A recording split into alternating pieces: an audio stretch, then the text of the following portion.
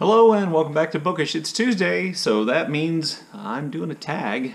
This tag is the Last Book on Earth tag. It was created by Kamari over at Surviving My 40s. He has a really cool channel, a really cool attitude towards books. Check out his channel, I'll leave a link to it down below. I was tagged to do this by Kazen at Always Doing. I'll leave a link to her video down below as well. So here we go. The idea behind the Last Book on Earth tag is that you're supposed to, kind of go to your shelves, show people your shelves, and then kind of choose your book to be the last book that you have to read on Earth. So you can choose any book you want. You can choose a book, fiction or nonfiction, or pretty much anything you want to. You're just supposed to kind of like let people look at your shelves and then kind of run through the process for the book that you chose. So here's some pictures of some of my shelves, not all of them, of some of my shelves, and a little voiceover discussion of what I was thinking about picking my last book on Earth. So my first thought about a book to choose was to choose, a world classic, a book that, is really important, that goes back and says a lot about humanity from a long time ago, or, at least Western civilization. So I thought, maybe the Iliad, or, maybe Herodotus, something like that from this shelf. And I thought, well, what about poetry? Some of the greatest works of literature are actually poetry. I have here, the Oxford English Anthology, or Oxford Anthology of English Poetry. There are all kinds, one of those books, there are all kinds of poets in that, Shakespeare, etc. There are works all contained in there. Maybe I should choose poetry. And I thought, well, maybe I'm thinking too broadly. Maybe I should just think about, picking a book by one of my favorite authors, to heck with legacy. It's my book. I'm going to be reading it forever. So maybe a, James Baldwin, maybe an Honoré de Balzac, some of my favorite writers. And I thought, if I'm picking the last book on Earth, does that mean everybody can only read my book? The book I choose, is that for everybody? So I thought, well, maybe I should choose a book that I think everybody should read, like, maybe a William Faulkner novel. Maybe that's something I think everybody should read. Or maybe I should just pick a book just to irritate Steve Donoghue and choose one of my favorite titles by Ernest Hemingway. Wouldn't that be, in its own way, delicious if all the books we had left to read, Steve, was Ernest Hemingway? I'm just joking, of course. I would never do that to Steve. Maybe I want something exciting like, Post Captain here, or Master and Commander by Patrick O'Brien, or one of the other stories from the Aubrey Maturin series. Those books are, exciting and action-packed. I have a feeling, I could read those books over and over again for a long period of time. Maybe that's what I should be looking for. Or maybe, since I'm a historian, I teach history, maybe I should be looking at a work of history. Some of my favorite writers are writers of history. Candace Millard's here with her book about Theodore Roosevelt's exploration of the Amazon.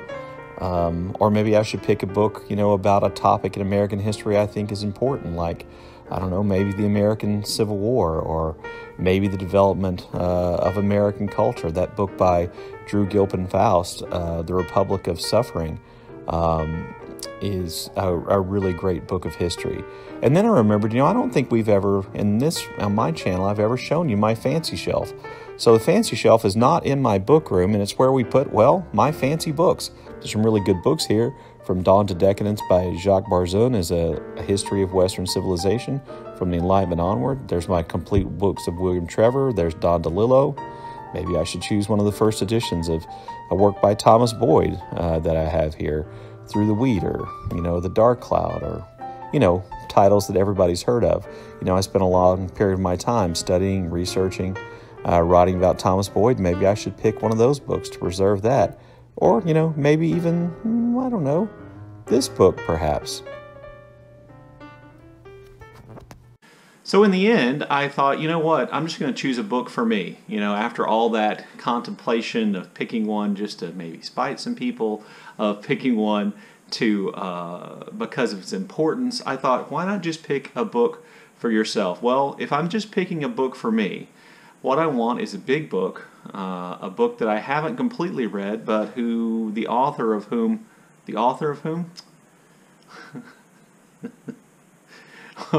I want is a big book, a book that I haven't read or maybe haven't completely read, and a book whose author I like and am familiar with. So for me, there was really only one book that could meet that standard, and that is this book, The Complete Stories of William Trevor. This book is more than 1,200 pages long. The print is not particularly big, and it's filled pretty much with all the stories of William Trevor up to, I want to say, somewhere around the year 2000. It may not go quite that far. I'm kind of old. I have a hard time remembering when I got this book. But this book would be the book that I chose. Number one, I love William Trevor's writing. Number two, it's a book of short stories. There are, literally probably more than 100 short stories, or maybe not quite 100 short stories in the book.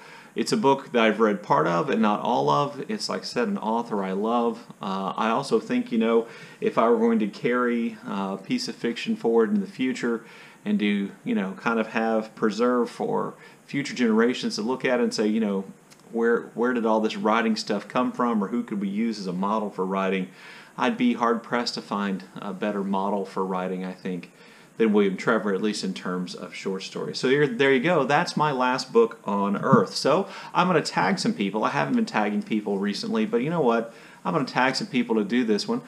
So here's who I'm tagging. I'm tagging Brian from Bookwanting. I'm tagging Laurie from Girl Who Books Built. Excuse me. I'm going to tag Jason from Byways in Bookland. That's Jason Harigan. I'm going to tag Steve Donoghue because you're always supposed to tag Steve Donoghue, and who wouldn't like to make Steve Donoghue pick his favorite book from what I'm going to assume are the thousands of books on his shelf.